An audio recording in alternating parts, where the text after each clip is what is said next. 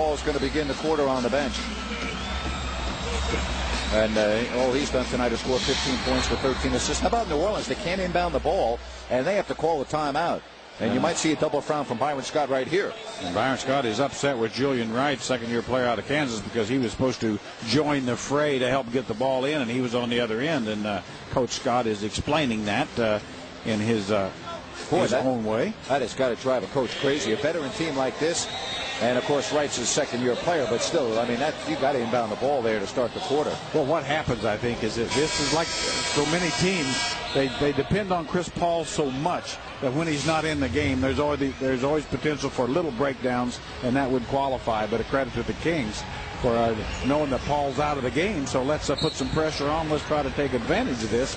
You need to gain some ground here while Mr. Paul's resting.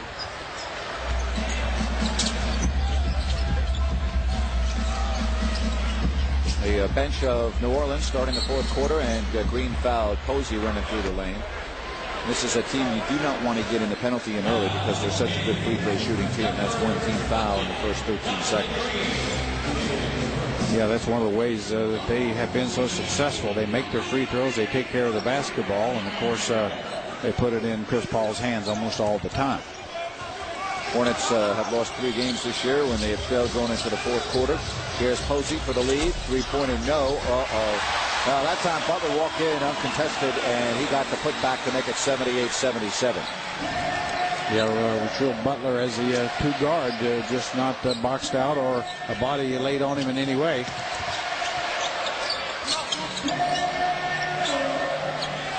Dante Green posting on the smaller Devin Brown. And it's Hilton Armstrong coming down with it. Dante going to the half hook, probably could have just used his favorite jump shot on the much smaller Devin Brown. No good. Tip no good. Spencer Hawes with it. A lead for Jack. Partial block by Hawes on that play as well.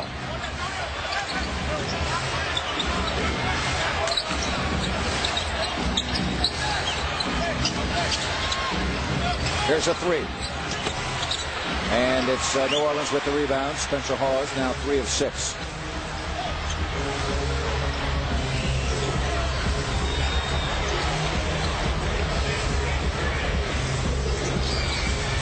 Ten on the 24. Devin Brown's played well off the bench. Foul. It's on Bobby Brown.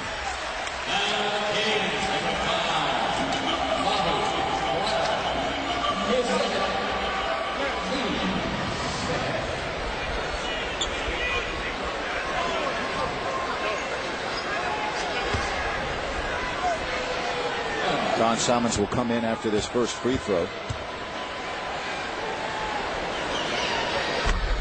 Serious Kings fans need Serious Kings coverage, the kind you find every day in the Sacramento Bee. Call 800-2-THE-BEAT today and save 44% on daily home delivery. The Sacramento Bee sports coverage, as passionate as you are. Dante Green, 34 minutes of work, 5 of 9, 15 points, and he will get a rest, as Salmons, as we told you, has checked in, and New Orleans has a 3-point lead. Yeah, really remarkable to me, Dante Green, the minutes he's played when he hasn't played, to play those minutes and play so well shows you the kind of condition that he's kept himself in.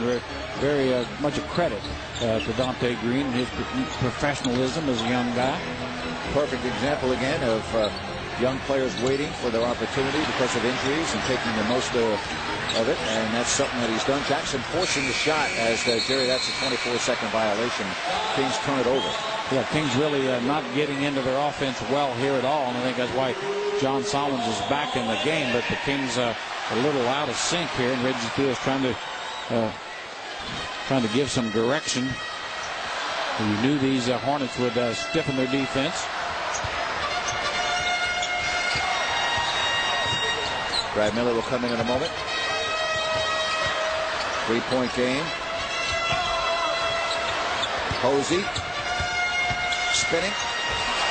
Nice move by James Posey. No, the veteran Posey certainly has been in a lot of tough situations. He's going to play his game regardless, and doing just that.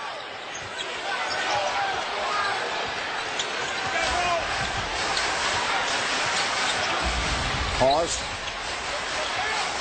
10-8 on the shot clock. Kings taking a while to get into their offense. Gonna have to hurry here. Hurry. No.